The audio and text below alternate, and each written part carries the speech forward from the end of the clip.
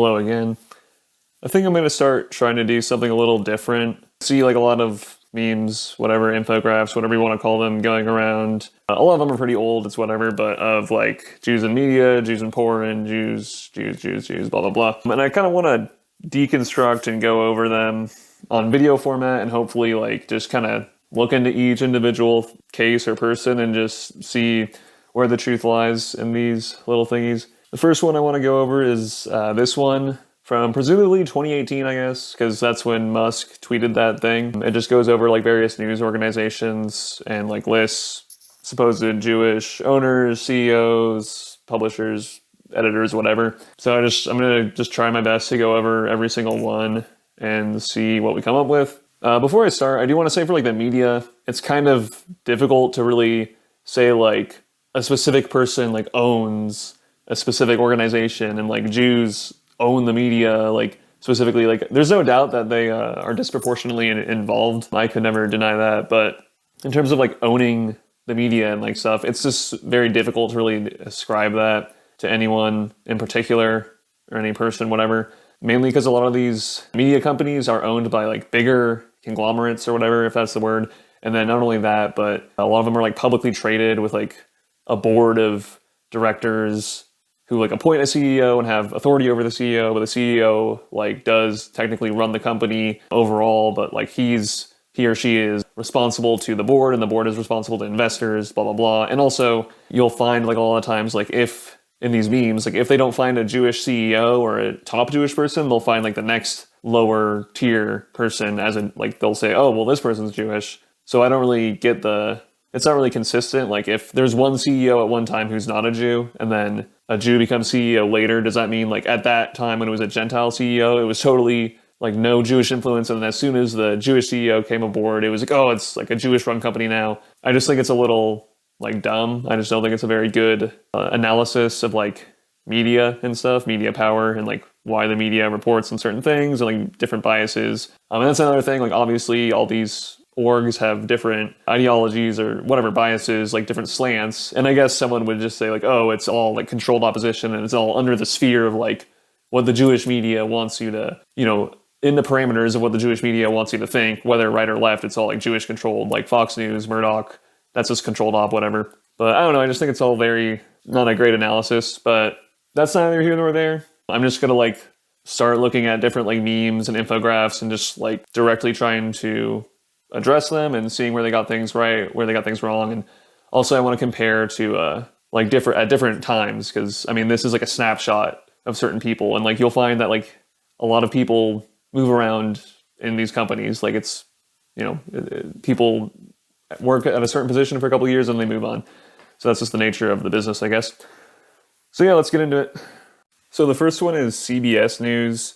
And it lists Sumner Rothstein, also known as Sumner Redstone, as the owner, Les Moonves as the president, and David Rhodes as the news chief. In terms of Redstone, Rothstein, whatever, he's dead now, but back in 2018 he was still alive. And the Redstone family does own National Amusements, which is the parent company of Paramount Global, which is the parent company of CBS News. So that's fair enough. When it comes to Les Moonves, he was the CEO of the CBS Corporation, not CBS News specifically. And the CBS Corporation merged with Viacom, which later became Viacom CBS and now is Paramount Global. But yeah, technically he was the CEO in 2018, except he did leave due to sexual harassment, I guess. Now Paramount Global, the CEO is Bob Bakish. I couldn't really find any like thing saying he was or wasn't. And then David Rhodes was the president, news chief, whatever, if you want to call him that, whatever, president of CBS News. At this time, he's no longer there. He's half Jewish, half Episcopalian. So I don't know, I guess these people don't care too much about the half thing. But before him was a dude named Sean McManus, who,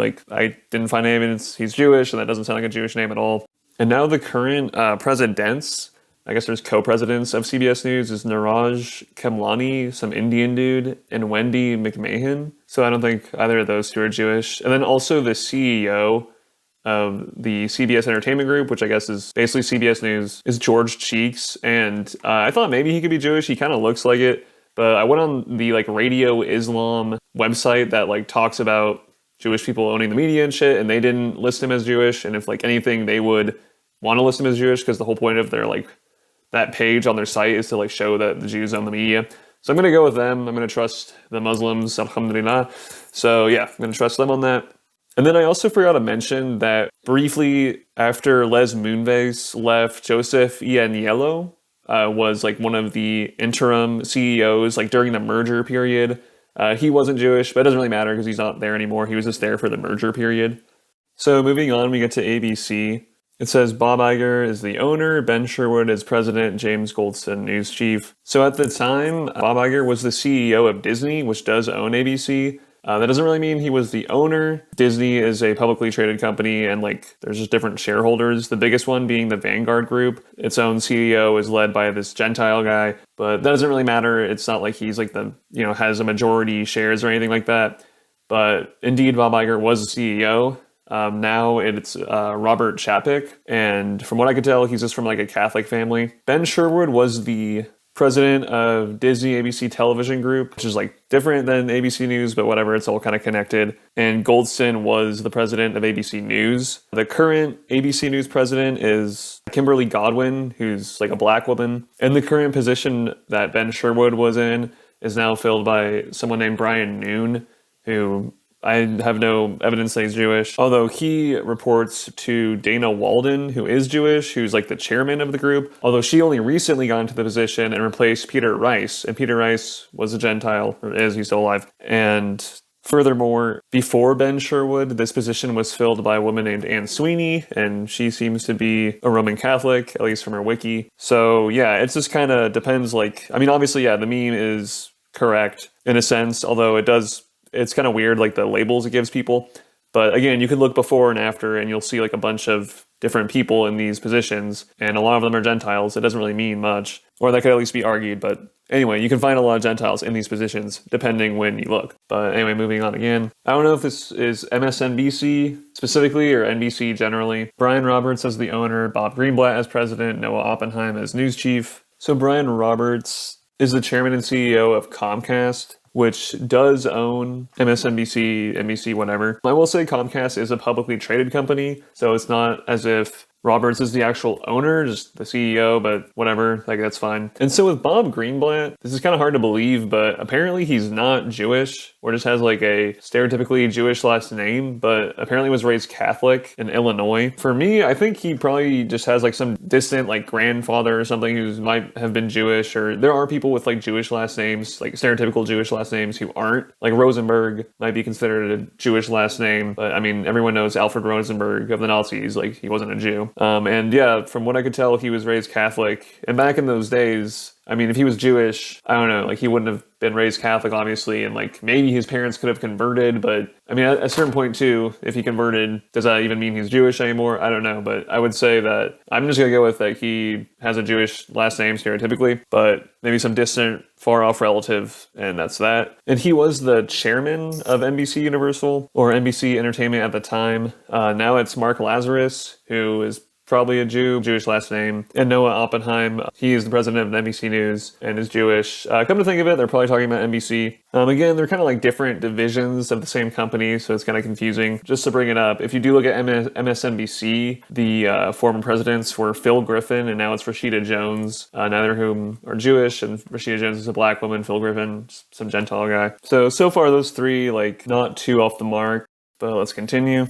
So CNN, it says David Levy as president, Jeff Zucker as president. I guess David Levy is president of the Turner Company, and Wolf Blitzer is like the main anchor. David Levy, that seems accurate, although the current president is Casey Bloys, who isn't. Jeff Zucker was president for 10 years. He replaced a guy who was the president for like another 10 years, Jim Walton, who's pretty Gentile, it seems to me. And the guy who replaces Zucker is a dude named Chris Licht, who is also a Gentile. And then the choosing of Wolf Blitzer is kind of just like arbitrary in my opinion. I mean, I think the top three anchors are, at least like these days, is Anderson Cooper, Don Lemon, and Burnett, and they're all Gentile. None of them are Jewish. I think choosing Wolf Blitzer, like I know he's like one of the mainstays on CNN, but that's just kind of arbitrary to me. Okay, so going to the New York Times, The Ox Sulzbergers are the owners. It's listed Arthur Sulzberger as the publisher and Mark Thompson as editor-in-chief. So definitely the paper was founded by a Jewish family, or at least has been owned since 1896. An interesting article on JTA, Jewish Telegraphic Agency,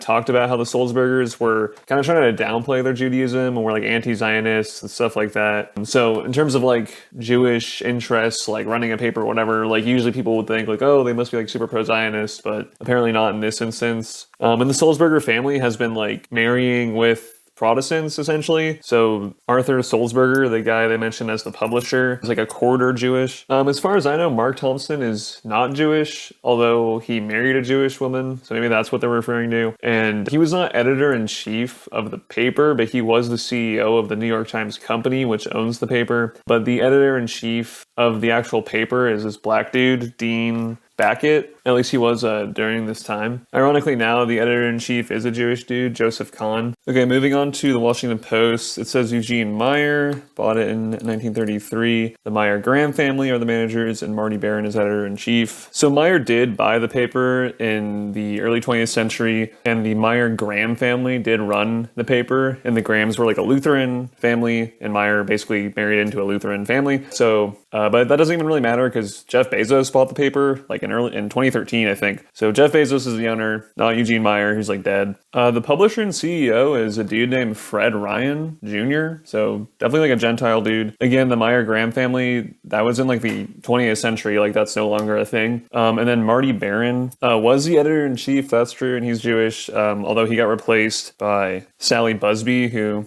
I don't believe is Jewish. I don't know, no evidence that she is and seem like a Jewish name or anything. So yeah, I think that's like a pretty poor one. Again, the Graham family, that's Lutheran. So basically, like at the end of the day, like the grandson of Eugene Meyer is like a quarter Jewish and really not relevant in the 21st century anyway. Okay, when it comes to Huffington Post, Ken Lehrer, Jonah Peretti as co-founders, and Lydia Palgreen as editor-in-chief. Okay, so Ken Lehrer and Jonah Peretti are the co-founders, but they forgot to mention Ariana Huffington, who presumably the whole paper is named after. And not only that, Jonah Peretti is half Jewish, not full. And then they forget to mention Andrew Breitbart, who is also one of the co-founders. I'm not sure why they don't mention him. He is technically not ethnically Jewish, but he was adopted by a Jewish couple. Maybe it's because Breitbart was more like right-wing and they don't want to associate him with Jews. I don't know. Lydia Palgreen, I have no idea what they're talking about. She seems like this black lesbian chick. I don't know if she's like married to a Jew. Yeah, I really can't find anything on that. And again, I don't really think the marriage things matters too much. But yeah, so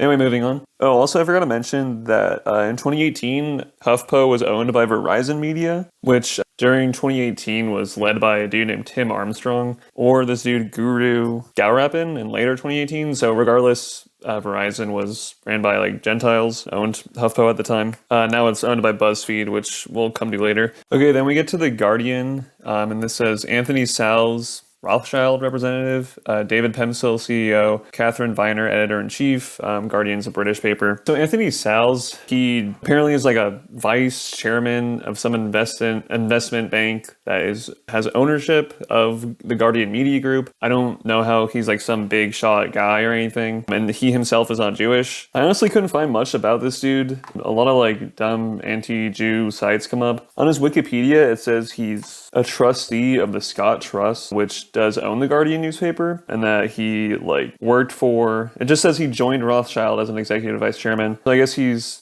just somehow involved with the Rothschild Bank, which, I mean, the whole Rothschild thing is kind of a meme at this point, but anyways, it doesn't even seem like he's a very, like, prominent person within the bank. I'm not even really sure, like, what this is supposed to be. He just seems like at a mid-tier, low level of different orgs that could, like, loosely be associated with the Guardian. I mean, the Scott Trust, if it owns it, okay, but he's not, like, the manager of the trust. I just don't really understand, like, what this is supposed to be. The current chair of the Scott Trust, so I guess would be the leader, is a dude named Alex Graham. Just sounds like the least Jewish name ever, so there's that. Catherine Viner, I checked. She is the editor-in-chief. I don't think she's even Jewish. If anything, she seems to have pro-Palestine sympathies, which Doesn't mean she's not Jewish, but I didn't find anything suggesting that she could be. And then we get to David Pemsel. Similar thing. I couldn't find anything specific. I guess people are just assuming because of the name, even though the first thing I see when I type in the name Pemsel is Max Joseph Pemsel, who was like a Nazi guy, and then the Pemsel Case Foundation, which has to do with like a church organization. So I don't really get why people are saying he's Jewish. Maybe someone could enlighten me. And not only that, he's no longer the CEO. Anna Bateson is, and I couldn't find anything about her being Jewish. And before David Pemsel, it was Andrew Miller, who I also couldn't find out about being Jewish. So I think like all of those are basically wrong or misleading at the very least. And I think with the British papers, it's a lot less Jewish than the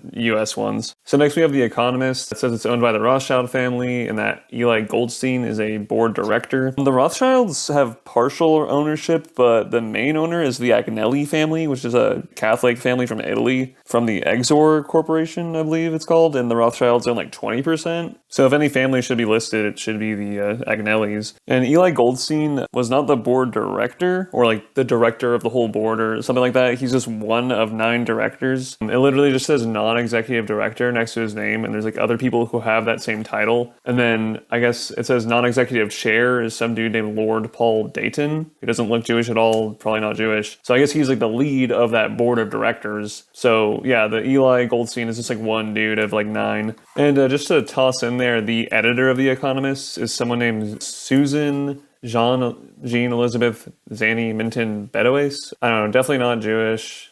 There's nothing to suggest that. Eldest daughter of a former British Army officer and his German-born wife. And then the CEO, or I guess like the British equivalent of The Economist Group, which like owns the paper, is a woman named Lara Salome Boro. And I'm pretty sure that's like a Lebanese woman. Salome is like a Lebanese Christian thing, and Boro, maybe she like married someone who has the last name Boro, but that's like an Indian name, it says. And I couldn't find anything about her being Jewish. And then before Boro, it was a man named Chris Stibbs, who, again, there's just like, when it's like a non-Jewish last name, and I just don't find anything when I like search their name and like Jewish wedding, Jewish, type in all these things. I think it's just safe to assume that they're not. So yeah, nothing there really at all. Okay, moving on to the BBC. It says Marcus Agius, board Rothschild. I don't know what that means. Danny Cohen, director. Ian Katz, BBC Newsnight. I guess he's like an anchor. Okay, well, first off, the chairman of the BBC was Sir David Clementi, who was non-Jewish at that time. Now it's David Sharp, who is, but I don't know why they don't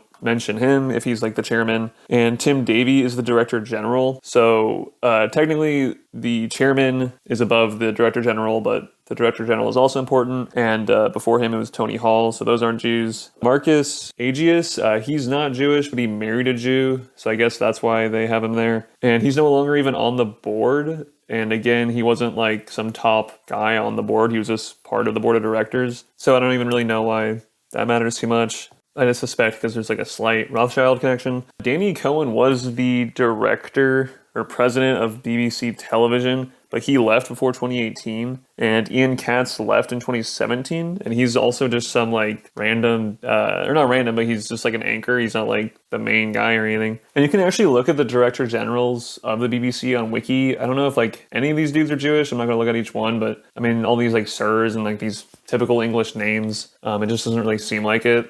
Same with the BBC board. So anyway, you could basically put BBC chairman and BBC director general. The director general actually deals with day-to-day operations. And essentially, none of the stuff he listed either applied or really mattered. Moving on to Vox, yeah, Ezra Klein and Matthew Iglesias were co-founders. Iglesias is like 3/4 Jewish, but like whatever, that's fine. Both have left Vox. Not only that, but Melissa Bell is a journalist who I don't know if she is Jewish. Apparently she is still the publisher. Regardless, the editor-in-chief now is Swati Sharma, some Indian person. Both Iglesias and Klein left. And Vox, the one that they're specifically talking about, is just the website. It's not even like the full media company, which is strange because you could probably find more Jews in the actual Vox media company. And then we have lastly BuzzFeed and Jonah Peretti as CEO, Ken Lehrer as co-founder, Ben Smith as editor-in-chief. We already talked about Jonah Peretti. He's like half Jewish. Ken Lehrer has left since then, And the publisher now is Dow Win. Ben Smith also left. The main editor is Karolina Wacławiak or someone, I don't know, some Polish bitch's name. And also what's interesting is they don't mention John Johnson, who was also a co-founder, who's just like a Gentile guy for BuzzFeed. So kind of weird on that regard. And okay, so that's just kind of like a summary of what I found. I want to juxtapose what I found with their actual meme, and then I also want to juxtapose what the meme is with what I think is a more accurate reflection like right now in 2022. So I'm going to do that. I'm going to show both pictures side by side, and yeah, hopefully we'll see like big distinction. Anyway. Okay, so this is what I think is a more accurate reflection of the 2018 meme. Basically just tried to include everyone in there who was like relevant for that year. And like by, I don't know, David Pemsel, I put a question mark because I don't know. But yeah, just you can take a look at that if you want. Feel free to clip it out, whatever. And feel free to like, I mean, if you really want to go through everything you can. And like, if you think you have any corrections or whatever, it's really like, again, just kind of difficult to go through every position. And it's a bit arbitrary what you pick. Like some positions they had, I just thought like weren't really applicable or like even a thing in terms of like the media companies. So I just kind of tossed them out. And then I have a meme, infograph, whatever the fuck, that reflects the like 2022 positions in the same companies. And you can take a look at that. And I mean, it just shows like how over just like a couple years, like people change positions. And in this industry, it seems like really incestuous. Like I was looking at people and they like worked at different companies and whatnot, like throughout the spectrum, and just like people get passed around. It's kind of, I mean, whatever, that makes sense. Like all the media companies, they kind of have the same business model, I'm sure. So yeah, I think this is more accurate. And yeah, I kind of forget what I said at the beginning, but I just want to reiterate a couple things that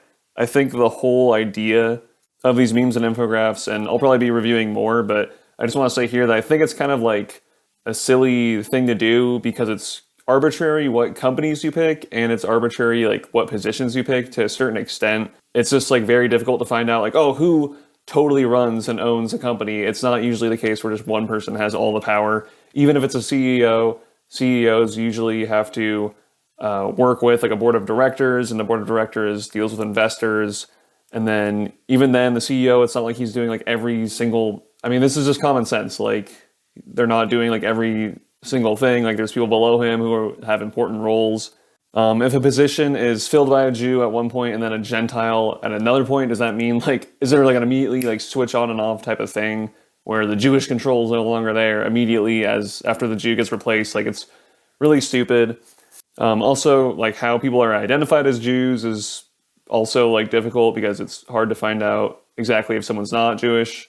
And even if they are, it doesn't always say it. And I mean, definitely, like I know for a fact people are called Jews and are not Jews, like in these types of things. Like there's no question about that. In terms of like actually explaining Jewish disproportionate influence in the media, which I don't deny, I think a decent amount of it is because Jews like early on in the early days of media, like especially Hollywood, they did like found whatever, a lot of like studios, and like same goes with just news organizations in general. I think Jews were from the get-go, like definitely involved in these type of things. And there is a certain level, like everyone always talks about nepotism. I think if you found a company, you're probably going to hire your sons and your like son-in-laws, whatever, that kind of thing. So if that's nepotism, then sure. And that's basically anyone will do that. Like the Murdoch family does that. Sure, like Warren Buffett types, and everyone kind of does that. And I do think it gets like, that term is like way overused. Like that doesn't explain everything. I'm sure it's like a part of it. I think a bigger part really is just that Jews are also live in a lot of urban cities, especially New York and Los Angeles, which is where a lot of these media companies were started and come from and operate from. So New York and LA have like pretty big Jewish centers, especially historically. Like I'm looking right now just on Wiki, and it shows that there were even more Jews back in the day living in New York when there was probably even less people in general in New York City. So the proportion was, at least 20% at certain points, which like I would say roughly corresponds to the representation in the media or whatever. I mean, I would say anywhere between like 20 and 40%, like just depending how you look, yeah, like is disproportionate and something to notice, and there's nothing wrong with pointing it out. But definitely like the whole meme of like total domination is like pretty stupid. So anyway, that's that. I'll continue to make more videos, do some responses to these kind of things, and that's about it. So thanks for watching.